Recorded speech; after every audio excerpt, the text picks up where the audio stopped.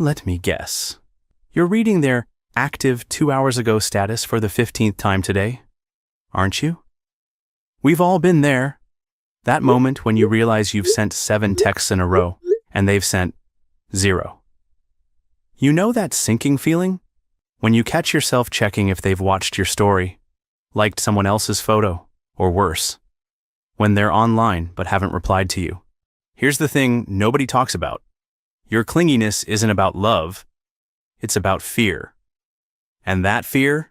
It's turning you into a relationship detective who'd put Sherlock Holmes to shame. You're analyzing response times, counting emoji usage, and creating spreadsheets of their social media activity. Okay, maybe not actual spreadsheets, but mental ones definitely count. The real kicker, the tighter you squeeze, the more they slip through your fingers. It's like trying to hold water in your fist. The harder you grip, the faster it escapes. Your constant checking, double texting, and need for reassurance isn't bringing them closer. It's building an invisible wall between you. But here's the breakthrough moment. Recognizing these patterns is your first superpower. Once you see it, you can't unsee it. And that awareness? That's where your transformation begins. Chapter 1. The Anxiety Spiral. 3 dots appear and disappear. And suddenly you're planning your own funeral because, clearly, they're crafting a breakup text. Sound familiar? That text anxiety spiral where 2 minutes feels like 2 hours. And your brain creates 17 different disaster scenarios. First, they're typing. Then they stop. Were they writing something mean? Did they change their mind? Are they talking to someone else? Your mind becomes a conspiracy theorist. And every delayed response is evidence of betrayal. Here's the pattern. You send a text. They don't respond immediately. Your chest tightens. You check if they've been online. They have. Panic sets in. You send another text, something casual like, "Hello? Or you there?" But inside, you're screaming. Then comes the flood. 3 more texts explaining, apologizing, or worse, getting angry about their silence. But what if I told you that most people aren't ignoring you? They're just living their life. Revolutionary concept, right? Sometimes they're driving. Sometimes they're working. Sometimes they saw your text and thought, "I'll reply when I can give this proper attention." Which is actually a good thing. The truth that'll set you free. Their response time has nothing to do with their feelings for you. Nothing. 0. Your anxiety is lying to you, and it's time to call its bluff. Chapter 2. Attachment 101. Your brain is running software written when you were 5 years old, and it's time for an update. Welcome to attachment theory. Basically, it's why some of us turn into human Velcro in relationships. If the adults in your life were unpredictable when you were little, your brain learned that love comes and goes without warning. Sometimes it's there, sometimes it vanishes. So what does little you do? You become hyper-aware of every little sign. You become an emotional weather forecaster, constantly checking for storms. This is where it gets wild. Your grown-up brain still runs this old program from childhood. When someone doesn't text back, your body doesn't think they're busy. It thinks, "I'm being abandoned," and hits the panic button. Your whole system floods with stress. Like you're in actual danger, except the danger is just an unanswered text. Here's the mind-blowing part. When you feel rejected, your brain reacts the same way it does to physical pain. That's why rejection literally hurts. Your brain can't tell the difference between a broken bone and a broken heart. Both feel like danger in the exact same way. But here's the liberation truth. These patterns aren't permanent. They're just habits. And habits can be changed. Your brain can actually rewire itself. Every time you calm yourself down instead of spiraling, you're literally creating new pathways in your brain. You're updating that old childhood programming, one moment at a time. Chapter 3. The Childhood Connection. That little kid inside you is still waiting by the door, wondering if love is coming home today. Let's talk about why your adult self turns into a clingy koala. Somewhere in your past, love felt uncertain. Maybe a parent was emotionally unavailable. Maybe affection came with conditions. Maybe someone important left. And nobody explained why. Your child brain made a decision. If I just hold on tight enough, they won't leave. Fast forward to now. Your partner takes a few hours to respond. And suddenly, you're not a grown adult with a job and responsibilities. You're that scared kid again. Your inner child takes the wheel and starts driving your relationship straight into anxiety town. Population. You, frantically refreshing your messages. But here's what that scared little kid doesn't know. You're not powerless anymore. You have resources that child didn't have. You can self-soothe. You can rationalize. You can recognize that someone needing space isn't them leaving forever. It's just space. The healing secret? You need to become the parent that inner child needed. When anxiety rises, instead of reaching for your phone, reach inward. Tell that scared part of you, it's okay. We're safe. Love isn't leaving. And even if it does, we'll survive. Because you already have. Look at you, watching this, growing, healing. That little kid would be so proud. Chapter 4. Breaking the checking cycle. You check their last scene like it's the weather forecast, except this forecast only predicts emotional storms. The checking cycle is like a slot machine for anxiety. Pull the lever, refresh their profile, and maybe you'll win. They're thinking of you. Or maybe you'll lose. They're online but ignoring you. Either way, your brain gets addicted to the rush. Check Instagram. They posted a story. Check WhatsApp. Online 5 minutes ago. You've become a digital private investigator, and your only case is driving yourself crazy. Here's the pattern exposed. Anxiety rises. You check. Temporary relief.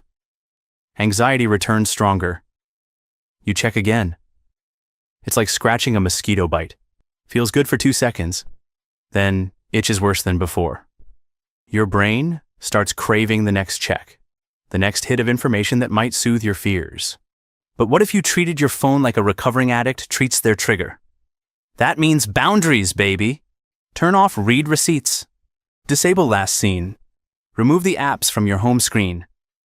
Make checking harder than not checking. Your anxiety will throw a tantrum at first.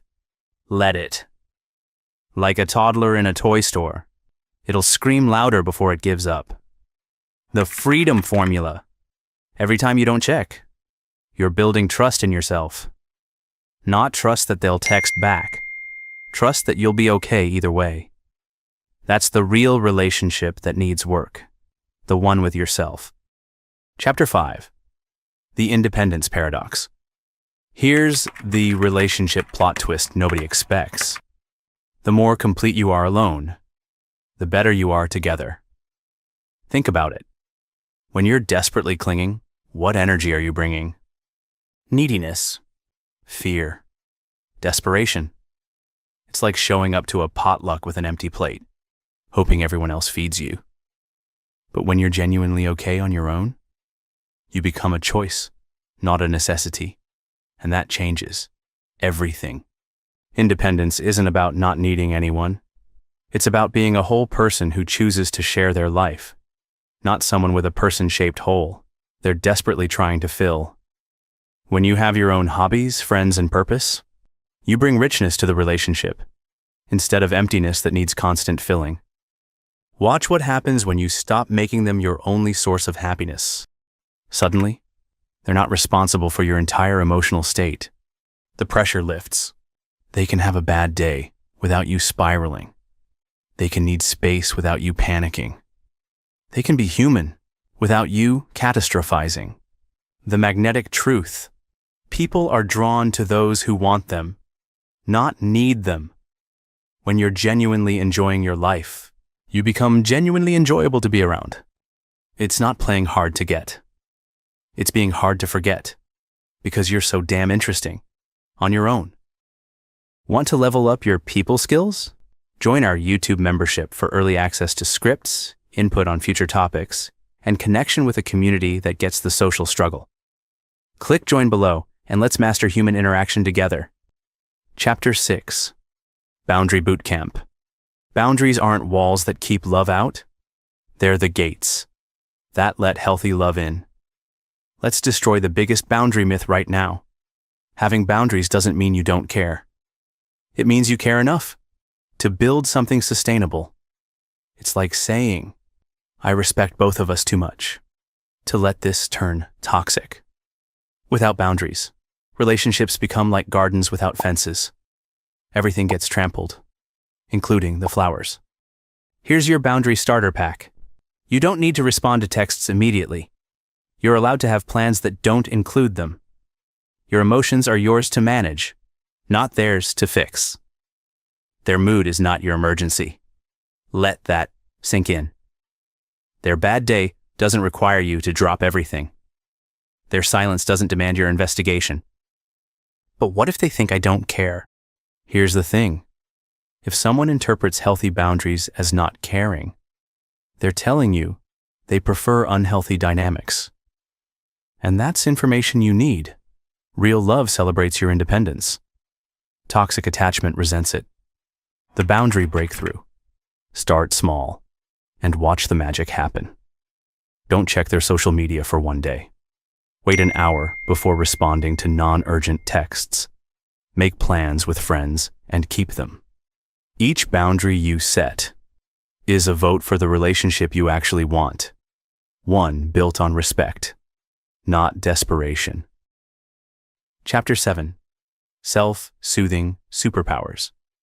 Your phone is not an emotional support animal, and it's time to learn to comfort yourself. When anxiety hits, your first instinct is to reach out. Text them, call them, get reassurance that everything's okay. But that's like using someone else as your emotional life jacket. What happens when they're not available? You drown in your own feelings. It's time to learn to swim. Self-soothing starts with the body.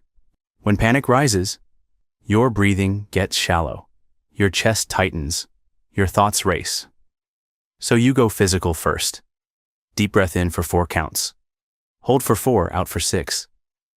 Your breath is the remote control for your nervous system. 3 of these breaths, and your body starts believing you're safe.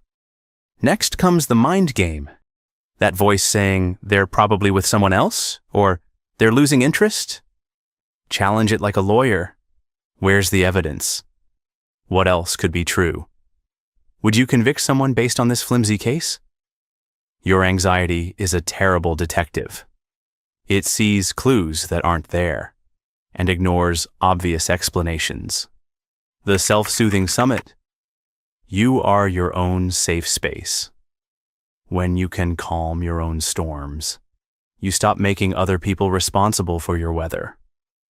You become the person who can say, I'm okay, and actually mean it. And that's the sexiest thing you can bring to any relationship. Chapter 8. The Secure Communication Code. Stop communicating like you're defusing a bomb, and start talking like you trust each other. Clingy communication sounds like this. Are we okay? You seem distant. Did I do something wrong? Why aren't you texting back? Do you still love me? It's interrogation disguised as conversation. You're not actually communicating. You're seeking constant validation. It's exhausting for everyone involved. Secure communication is different. It states needs without demanding. I'd love to hear from you when you get a chance. Versus, why are you ignoring me? See the difference? One creates space, the other creates pressure. One trusts, the other accuses. One connects, the other pushes away. Here's the communication golden rule. Share your feelings, not your fears. Instead of, "You're probably going to leave me," try, "I'm feeling insecure today." Instead of 20 texts asking where they are, try, "Hope you're having a good day." You're still being honest, but you're owning your emotions, instead of making them someone else's problem. The secure secret. Questions create distance. Statements create connection. Stop the interrogation. Start the conversation. Share what's actually happening for you, without making them responsible for fixing it. Watch how differently they respond when you're not backing them into an emotional corner. Chapter 9. Trust Building Blueprint. Trust isn't built by checking their phone. It's built by not needing to. Here's the trust paradox that'll rewire your brain. The more you verify, the less you trust. Every time you check their location, scroll their likes, or analyze their stories, you're telling yourself, they can't be trusted. You're training your brain to look for threats. You become what you practice. And you're practicing suspicion. Real trust building starts with a radical decision, choosing to believe the best, until proven otherwise. Not blind trust, conscious trust. When they say they're tired, believe them, instead of thinking they're tired of you. When they need space, trust it's about them, not about you. Give them the benefit of the doubt that you'd want for yourself. But here's the advanced move. Trust yourself first. Trust that you can handle disappointment if it comes. Trust that you'll know if something's really wrong.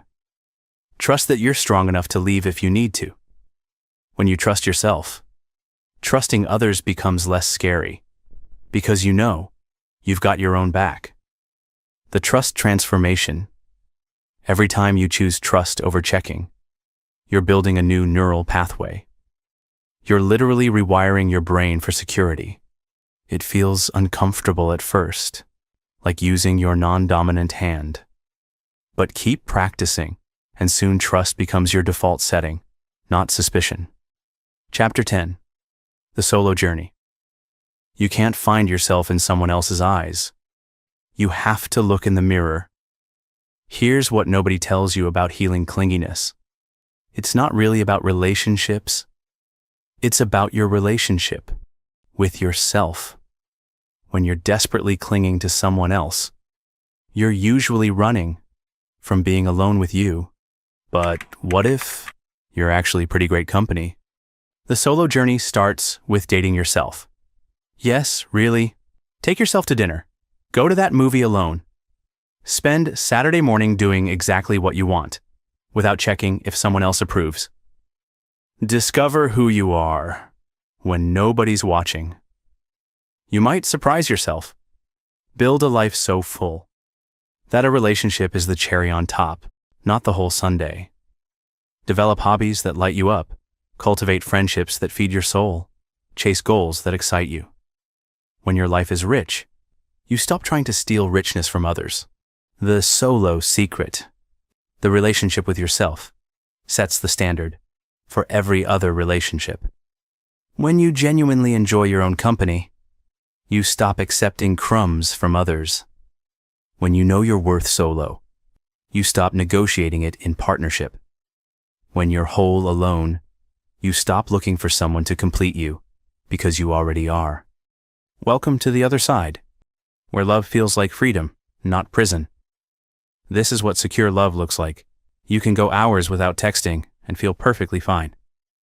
Their phone can die, and you don't panic. They can have a night with friends, and you're genuinely happy for them. You share your lives without losing yourselves. It's not that you care less, you just fear less. In secure love, space creates closeness. Time apart makes reunions sweeter. Independence makes interdependence possible.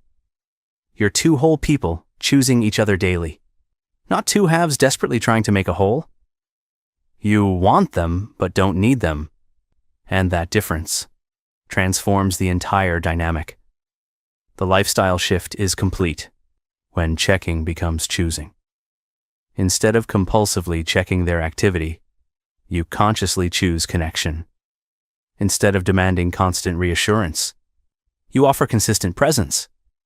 Instead of taking emotional temperature every hour, you trust the climate of your relationship. Here's your graduation moment. You're not clingy. You never were. You were just scared, and fear made you grab too tight. But now you know, love isn't something you grip. It's something you grow. Not by holding tighter, but by letting go, enough to let it breathe. And when love can breathe, that's when it truly comes alive. The secure love lifestyle isn't a destination, it's a daily practice. Some days you'll slip back into old patterns. That's okay. Progress isn't perfection. It's just being a little more secure than yesterday. And look at you now. 10 chapters later, already transformed. You've got this. You always did. Learn something new? Hit that like button, share it with others, tap subscribe, and stick around for more. Got thoughts? I'd love to hear them in the comments.